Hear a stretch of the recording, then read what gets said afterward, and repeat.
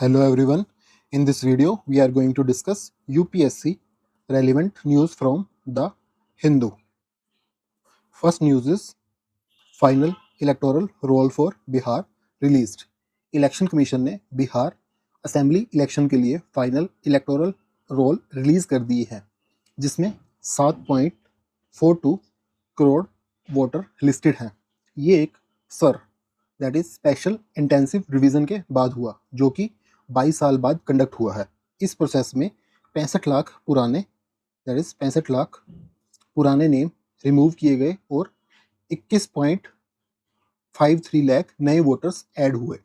बिहार की ruling party ने इस मूव को वेलकम किया, जबकि आरजेडी ने बोला वो पहले रिव्यू करेगी। कुछ प्रीलिम फैक्ट्स आपको याद रखने हैं कि बिहार इंडिया का थर्ड मोस्ट पॉपुलर स्टेट है। दैट इज 2011 के सेंसस के अकॉर्डिंग बिहार की पॉपुलेशन कितनी है? 12.4 crore. Okay, next news is 9 worker killed at Ennore power plant. Chennai के Ennore SEZ special economic zone thermal power project पर एक मेजर एक्सीडेंट हुआ। 9 माइग्रेंट वर्कर फ्रॉम असम की मौत हो गई और एक इंजर्ड हुआ जब स्कैफोल्डिंग क्रैप्स हुआ। ये वर्कर एक 20 फीट हाई कंक्रीट आर्क बना रहे थे जब स्ट्रक्चर गिर गया। प्राइम मिनिस्टर ने 2 लाख एक्स ग्रेशिया अनाउंस किया है विक्टिम्स के परिवार के लिए। Okay, Tamil Nadu generate about 15% of India's total thermal power and has the second highest installed capacity after Gujarat. तो do remember this prelim fact. तो ये याद रखना कि टेक अवे क्या है इस न्यूज़ से। इंडस्ट्रियल एक्सीडेंट्स होते हैं, they underline the need for labour safety audits, SEZ compliance और migrant worker protection, specially in large infrastructure projects. Okay, and next news is Ladakh unrest and monsoon report. Ladakh unrest it is continues. Leh apex body के बाद अब Kargil Democratic Alliance that is KDA, इसने भी centre के साथ talk से withdraw कर लिया है, जो 6 अक्टूबर को होने वाली थी। इन ग्रुप्स ने कुछ कंडीशंस रखी हैं, जैसे जुडिशियल प्रोब इनटू सितंबर 24 प्रोटेस्ट के दौरान हुए सिविलियन किलिंग्स और डिटेन किए गए लोग हैं उनकी unconditional release. Meanwhile Ladakh activist Sonam Wangchuk पर self immolation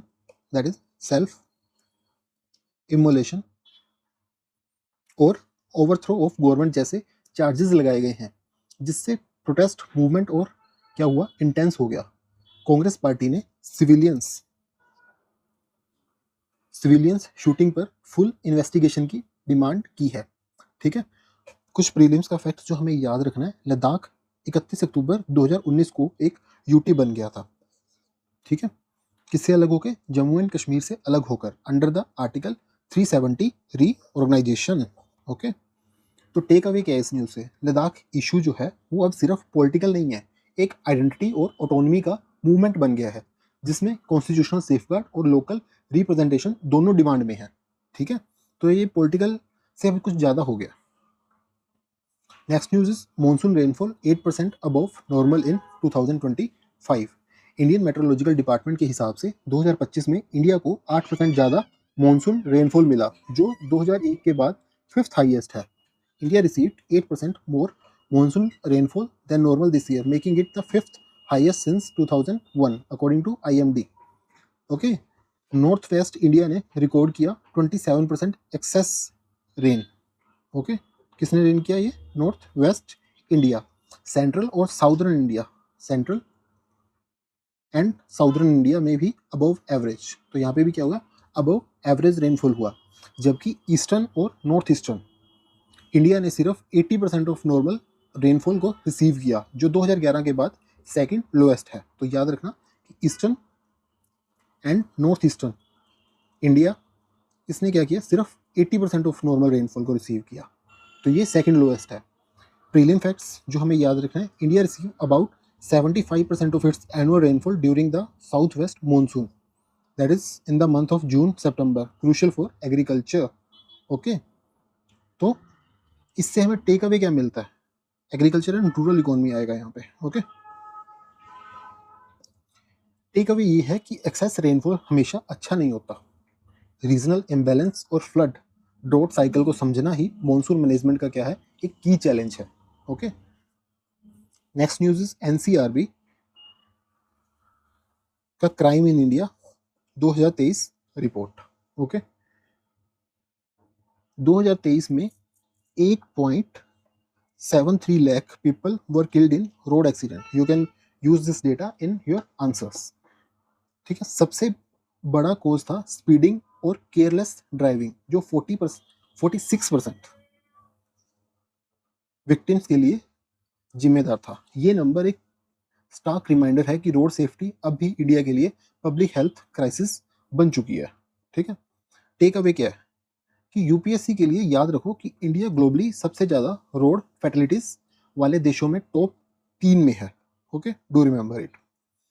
and farmer suicides 2023 में 10,786 फार्मर्स एंड एग्रीकल्चर वर्कर्स इन्होंने सुसाइड किया। ये नंबर एक साइलेंट क्राइसिस को रिफ्लेक्ट करता है। Okay, financial distress, crop failure और डेट साइकिल इसके मेजर रीजन बने हुए हैं। टेक अवे क्या है, फार्मर सुसाइड एक मल्टी डायमेंशनल प्रॉब्लम है। इसमें economic plus psychological plus policy level intervention क्या है, दोनों क्या है, बहुत जरूरी है। क्राइम अगेंस्ट चिल्ड्रन के खिलाफ क्राइम्स में 9.2% का राइज हुआ। ओके, 2023 में टोटल केसेस कितने थे, 1,70,335 केसेस जो कि रजिस्टर हुआ है। ये डाटा चाइल्ड सेफ्टी के लिए कंसर्न रेज करता है, स्पेशली साइबर एक्सप्लॉइटेशन और अब्यूज केसेस के कंटेक्स्ट में। यूपीएससी प्रीलिम्स या मेंस के लिए ये हाईलाइट करता है need for child protection laws and enforcement like POCSO and juvenile justice act. Okay, NCRB का याद रखना was established in 1986 under ministry of home affairs and publish annual crimes in India report since 1953, serving an India central repository of crime statistics. Okay, next news is from international relation. US give Hamas ultimatum on Gaza peace plan. President Donald Trump ने Hamas को 3 और 4 days का time दिया है Gaza के 20 point piece plan पर respond करने के लिए, जिसे इजराइल ने सपोर्ट किया हुआ है। प्लान में इंक्लूड है immediate cease fire, hostage release within 72 hours, Hamas का डिसआर्मामेंट और ग्रेजुअल इजराइल फोर्सेस का विड्रॉल। एक temporary transitional authority headed by Mister Trump security और ह्यूमैनिटेरियन रिलीफ को क्या करेगी, हैंडल करेगी। फैक्ट जो हमें याद रखना है, Gaza strip cover 365 square kilometre and is one of the most densely populated area in the world with over 2 million people. Okay, इससे हमें टेक अवे क्या मिलता है, मिडल ईस्ट पीस एफर्ट्स अभी क्या है, लार्जली लीडर ड्रिवन और short term cease fire based है। सस्टेनेबल सोल्यूशन अभी भी क्या है, काफी ज्यादा दूर है। Okay, Jaishankar meet Canadian foreign minister. India और कनाडा के रिलेशंस काफी स्ट्रेंड हैं। अभी हमने कल भी पढ़ा था कि इंडिया के एक बिश्नोई गैंग को उन्होंने टेररिस्ट घोषित किया ऑफिशियली। ठीक है, external affair minister S Jaishankar met with his Canadian counterpart Anita Anand in New York ahead of her visit to India on October 13 and 14। Okay, तो क्या है कि external affair minister S Jaishankar ने न्यूयॉर्क में Canadian foreign minister Anita Anand से मुलाकात की उनके अक्टूबर 13-14 इंडिया विजिट से पहले। मीटिंग का एम था स्ट्रेन्ड इंडिया कनाडा रिलेशंस को नॉर्मलाइज करना। डिस्कशन हुआ हरदीप सिंह निज्जर के किलिंग केस और गुरपतवंत पन्नू के एक्सट्राडिशन पर, जिसे एक असैसिनेशन प्लॉट में इम्प्लीकेटेड माना गया था। ठीक है, यूपीएससी प्रीलिम फैक्ट, कनाडा में world largest Sikh population outside India है, अराउंड 7.8 लाख। 6 और 18 लाख इंडियन ओरिजिन पीपल रहते हैं। ठीक है, टेक अवे क्या है, इंडिया कनाडा रिलेशन एक टेस्ट केस है टेरर लिंक, डायस्पोरा पॉलिटिक्स और डिप्लोमेटिक रिस्ट्रेंट के बैलेंस का। Okay, and next news is India invoke ML80 with Singapore. Okay, Zubeen Garg case. Government of India ने officially mutual legal assistance treaty invoke किया है Singapore के साथ। Indian government has formally invoked the mutual legal assistance treaty with Singapore to seek cooperation in the investigation into death of Assamese singer Zubeen Garg. इस treaty के तहत India को Singapore से case detail और लीगल कोऑपरेशन मिलेगा। यूपीएससी प्रीलिम के लिए fact, India ने 42 कंट्री के साथ MLAT mutual legal assistance treaty को साइन किया है, जिससे क्रिमिनल इन्वेस्टिगेशन और एसेट रिकवरी में क्रॉस बॉर्डर सपोर्ट मिलता है। टेक अवेज, MLATs इंडिया की इंटरनेशनल लीगल कोऑपरेशन फ्रेमवर्क का बैकबोन है, crucial for transnational crime and cyber investigation. To remember it, MLATs are handled by Ministry of Home Affairs, not by Ministry of External Affairs, and they enable extradition like evidence exchange across jurisdiction. Okay, so do remember it, Ministry of Home Affairs. Next news is from economy and business. In this, first is ADB lowered India growth forecast to 6.5%. Asian development bank ने India के GDP growth forecast current financial year के लिए 6.7% से घटाकर 6.5% कर दिया है। ADB ने रीजन दिया यूएस के 50% टैरिफ का ग्लोबल ट्रेड पर नेगेटिव इम्पैक्ट और डिमांड स्लो डाउन। 2026-27 के लिए भी आउटलुक 7% से रिवाइज होके 6.5% कर दिया गया है। एडीबी का हेडक्वार्टर जो है वो कहाँ पे है, याद रखना, ये है मनीला, फिलीपींस में। और इंडिया एक क्या है, फाउंडिंग मेंबर, जिसका वोटिंग शेयर कितना है 6.3%, fourth largest, which is fourth largest after Japan, US and China. Okay, ADB headquartered in Manila was established in 1966 and India is a founding member with 6.3% voting share, making it the fourth largest shareholder after Japan, US and China. Okay, ADB lower India's growth forecast to 6.5%. And take away क्या है, trade protectionism और tariff war का direct macro impact India के export led growth पर पड़ रहा है। ठीक है, foreign portfolio investor outflow continues. FPIs were regulated under the SEBI regulation 2019, replacing the earlier FII regime. Okay, तो फॉरेन पोर्टफोलियो जो इन्वेस्टर्स हैं, इन्होंने 23,885 करोड़ सितंबर में इंडियन इक्विटी से विड्रॉ किए। ये तीसरा कंजिक्यूटिव मंथ था नेगेटिव आउटफ्लो का। जनवरी से सितंबर 2025 तक total 1,54,1.54 lakh crore fund withdraw हुए। एनालिस्ट कहते हैं ये यूएस टैरिफ अनसर्टेनिटी, चाइना के राइजिंग वैल्यूएशन और हाई इंडियन स्टॉक प्राइसेस के चलते हुआ है। Analysts attribute this to uncertainty over US tariff, while high valuation and rotation of funds toward China have also been cited. Okay, for FPIs, I have already told you, FPIs regulated under SEBI regulation 2019. तो की take away क्या है इसके अंदर, FPI movement India के capital inflow health का indicator है। Outflow signify global risk aversion. Okay, next is government ने RoDTEP, that is remission of duties and taxes on exported product incentive scheme. This scheme को March 31 2026 तक, 31 मार्च 2026 तक extend कर दिया है। ये एक्सपोर्टर को इनडायरेक्ट टैक्सेस और ड्यूटीज का रीइंबर्समेंट का बेनिफिट देता है, ताकि एक्सपोर्ट कॉम्पिटिटिवनेस बनी रहे। ठीक है, रोड टैप ने पुरानी MEIS, that is merchandise export from India, MEIS under किसके थी, under the foreign trade policy, इसे रिप्लेस किया। ओके, रोड टैप एक WTO कंप्लायंट मैकेनिज्म है, do remember it. Road tap क्या है, एक WTO कंप्लायंट मैकेनिज्म है जो इंडिया के एक्सपोर्ट इंसेंटिव फ्रेमवर्क को लीगली सेफ बनाता है। तो याद रखना, रोड टैप हमने पढ़ा है remission of duties and taxes on exported product under DGFT, that is ministry of commerce, director general of foreign trade. And ADB का हेडक्वार्टर कहाँ पे है, मनीला, एस्टेब्लिश इन 1966। इंडिया क्या है, फाउंडिंग मेंबर, और 6.3% क्या है, share. Next news is scientist warns against polar Jio engineering. एक नई स्टडी ने वॉर्न किया है कि 5 मेजर जियो इंजीनियरिंग कंसेप्ट जैसे स्ट्रेटोस्फेरिक एरोसोल इंजेक्शन और अंडर वाटर सी वॉल्स पोलर रीजन्स के लिए क्या है, वायबल नहीं है। A new study report that 5 prominent Jio engineering concept proposed for polar region including stratospheric aerosol injection and building underwater sea walls are not viable and could cause severe far-reaching environmental damage. Okay, the study conclude that these methods fail to meet essential criteria for responsible climate intervention and carry risk like termination shock where a sudden halt to project could cause global temperature to sky rocket. Study के मुताबिक अगर ये project abruptly रुक गए तो एक termination shock आ सकता है जिसमें ग्लोबल टेम्परेचर तेजी से बढ़ सकता है। ऑथर्स ने यह भी कहा कि instead of artificial intervention lowering carbon emission ही सबसे प्रॉमिसिंग और सेफ अप्रोच है क्लाइमेट चेंज से निपटने के लिए।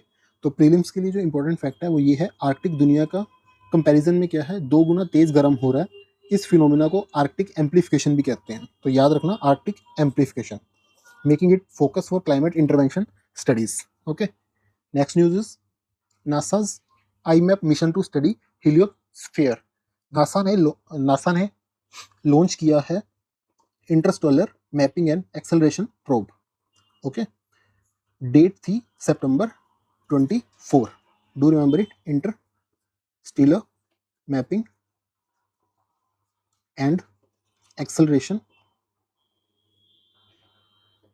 प्रोब। मिशन का एम है स्टडी करना किसे, हेलियोस्फीयर को। ये एक प्रोएक्टिव बबल होती है जो सन के सोलर विंड से बनकर पूरे सोलर सिस्टम को कॉस्मिक रेज से शील्ड करती है। आईमैप लैग्रेंज पॉइंट L1 पर पोजीशन होगा जो सन अर्थ लाइन पर 1.5 मिलियन किलोमीटर दूर है। 1.5 मिलियन किलोमीटर दूर है। ये मिशन स्पेस के चार्ज पार्टिकल और स्पेस वेदर फोरकास्टिंग को क्या करेगा, इंप्रूव करेगा। और याद रखना कि लैग्रेंज पॉइंट ऐसे स्पॉट्स होते हैं जहां 2 सेलेस्टियल बॉडीज के ग्रेविटेशनल फोर्सेस बैलेंस क्रिएट करते हैं। स्टेबल पोजीशन के लिए L1 पर सोहो और DS कोवर, ये सैटेलाइट अभी भी क्या कर रहे हैं, काम कर रहे हैं। ठीक है, SOHO and DS cover. IMAP mission sun earth dynamics को समझने के लिए क्या है, एक स्टेप है, और इंडिया के आदित्य L1 मिशन के साथ कंपैरेटिव स्टडी के लिए क्या है, रेलिवेंट है। Okay, do remember it. तो इंडिया का कौन सा है, आदित्य L1। नासा का कौन सा है, IMAP. Some news from sports section. Women ODI world cup, India beat Sri Lanka. India ने अपनी women ODI world cup campaign की शुरुआत जीत से की। ठीक है, श्रीलंका को 59 रन से डीएलएस मेथड से हराकर मैच कहाँ हुआ, गुवाहाटी में हुआ, जहां पे दीप्ति शर्मा 58 और डेब्यूटेंट अमनजोत कौर ने क्रूशियल हाफ सेंचुरी मारी। दीप्ति ने बॉलिंग में भी काफी अच्छी परफॉर्मेंस दी। दिस इज नॉट रेलिवेंट, बस इतना याद रखना कि women ODI world cup India beat Sri Lanka. और prelim trap, ICC women cricket world cup हर 4 साल में होता है, ये इंपॉर्टेंट है आपके लिए। इंडिया ने इसे 2017 में मिथाली राज के लीडरशिप में जीता था। ठीक है, इंडिया ने कब जीता था, 2017 में, under the leadership of Mithali Raj. Only this one is important. ठीक है, Sumit Antil wins 3rd straight world title in para athletics. Okay, this is important. India के Sumit Antil 2 time paralympic champion ने man javelin throw F64 category में अपना 3rd कंसेक्यूटिव वर्ल्ड टाइटल जीत लिया। उन्होंने 71.37 metre throw के साथ नया चैंपियनशिप रिकॉर्ड बनाया। इंडिया के लिए ये डबल डिलाइट है क्योंकि संदीप चौधरी ने भी F54 में 1st एंड 2nd फिनिश को क्या किया था, सिक्योर किया था। प्रीलिम्स के लिए जो इंपॉर्टेंट फैक्ट्स हैं वो याद रखना कि पैरा एथलेटिक चैंपियनशिप जो होती है, classification letter T and F और नंबर के कॉम्बिनेशन से डिफाइन होते हैं। T is track, F is field. Number disability type बताते हैं। फॉर एग्जांपल 11 से 20 विजुअल, ओके, 31 से 38 फॉर सेरेब्रल पैल्सी, 40 से 47 for empties. Okay, Asian cup trophy controversy continuous, तो ये कंट्रोवर्सी पहले से चल रही थी। ठीक है, the deadlock over the presentation of the Asia cup trophy to India continues after the BCCI staged a walkout from ACC board meeting. The move came after ACC president Mohsin Naqvi did not propose handing over the trophy during the meeting following India's refusal to accept it from him at the final in Dubai. Okay, अब ये important thing हमें याद रखनी है। Asia cup in cricket first held in 1984 and is organized by Asian Cricket Council, with India being the most successful team with 8 titles. Okay, so this was all about this news. Thanks for watching.